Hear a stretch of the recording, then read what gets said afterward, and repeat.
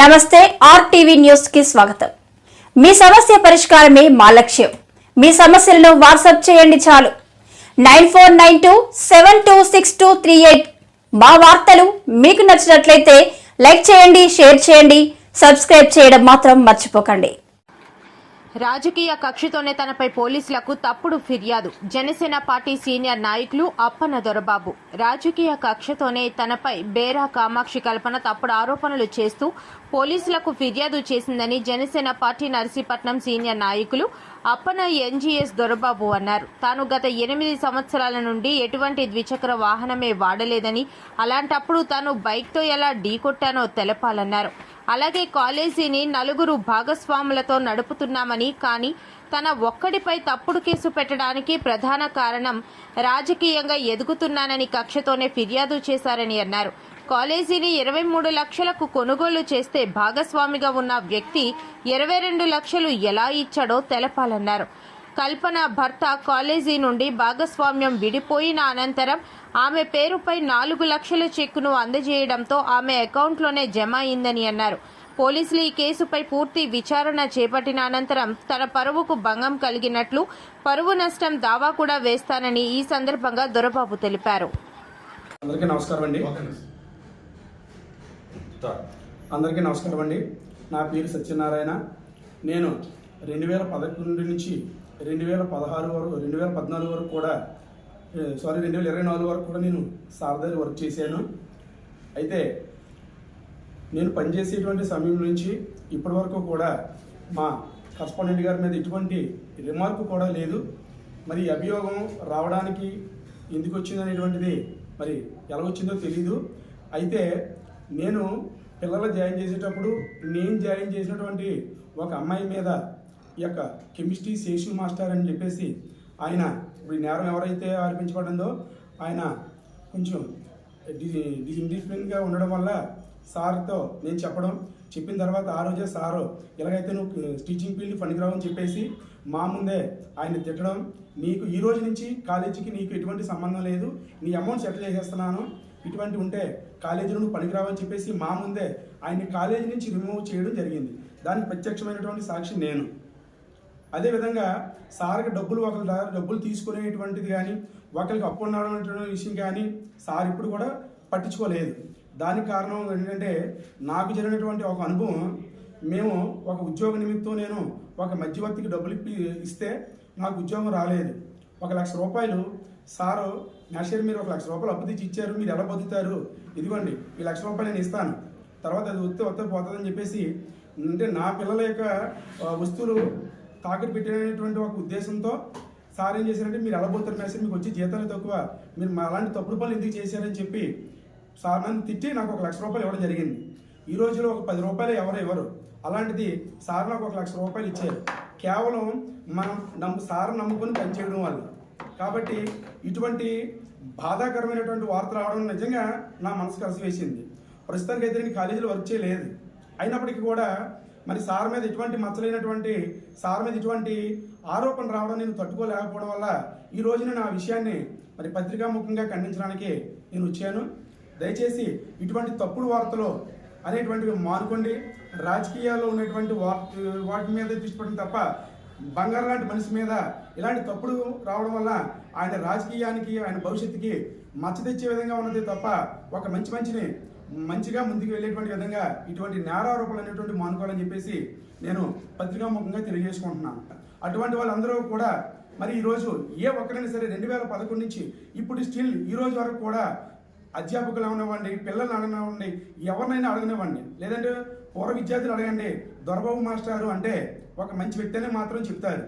ఎందుకంటే ప్రతి వ్యక్తిని కూడా ఈయన ఆప్యాయంగా చూడడం, ప్రతి వ్యక్తిని కూడా దగ్గర తీసుకోవడం అనేటువంటిది మేము గమనించినటువంటి విషయాలు. కాబట్టి మా కరస్పాండెంట్ గారికి ఇటువంటివి నేరారోపణలు రావడం అనేటువంటిది నిజంగా బాధాకరమైన విషయం. దీని వెనుక ఎవరున్నారో వారిని గుర్తించి వారి మీద చట్టపరమైనటువంటి చర్యలు తీసుకోవాలని చెప్పి ఇటువంటివి మరలా మా కరస్పాండెంట్ గారి మీద రాకుండా మరి పత్రికా విలేకరులు ఖండించాల్సిందిగా నేను అందరినీ కూడా కోరుకుంటున్నాను. నమస్కారం అండి. ఈరోజు నా పైన బేరా కల్పన అనే అమ్మాయి ఒక తప్పుడు అభియోగం చేస్తూ డిఎస్పీ గారికి కంప్లైంట్ ఇవ్వడం జరిగింది. ఇది నాకు పత్రికా విలేకరుల ద్వారా నాకు తెలిసింది.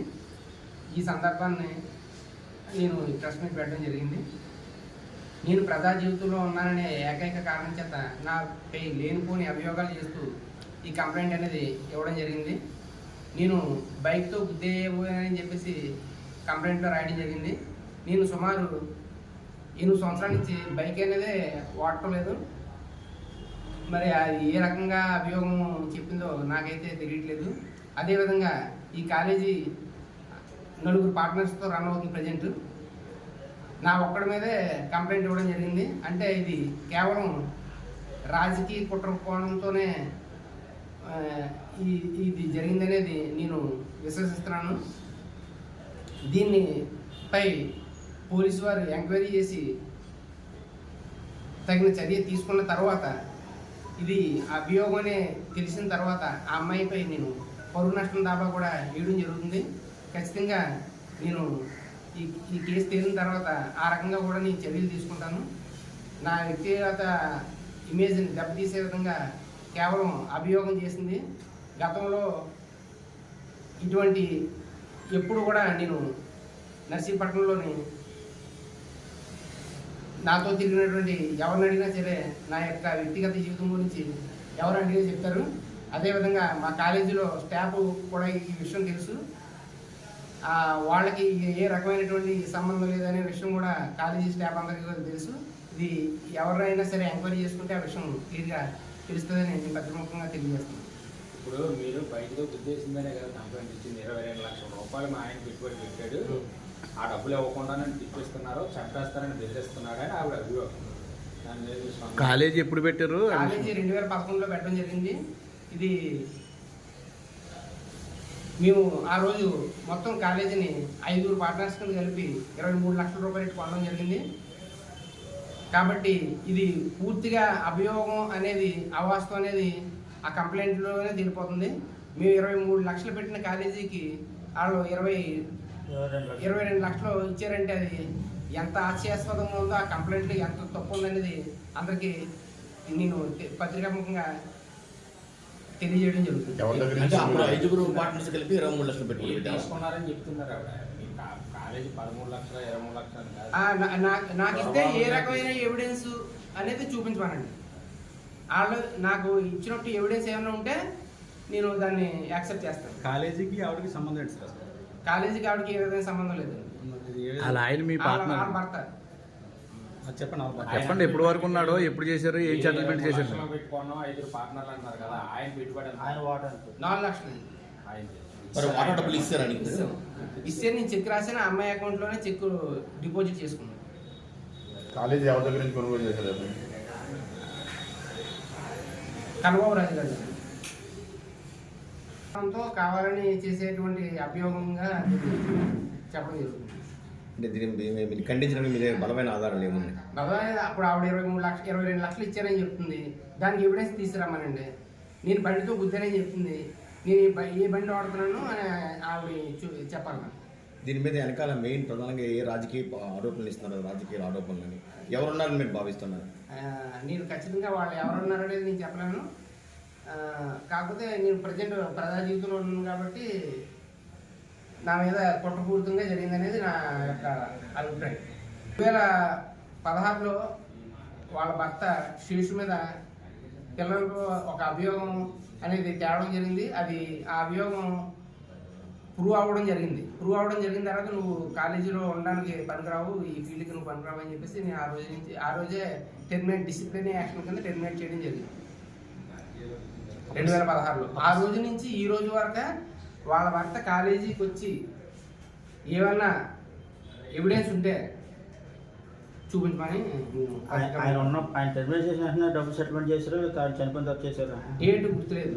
నేను ఆ అమ్మాయికి ఆ అమ్మాయి అకౌంట్లోనే చెక్ చేసుకున్నాను. ద్వారా మీకు ఆ ప్రూఫ్ చూపిస్తాను.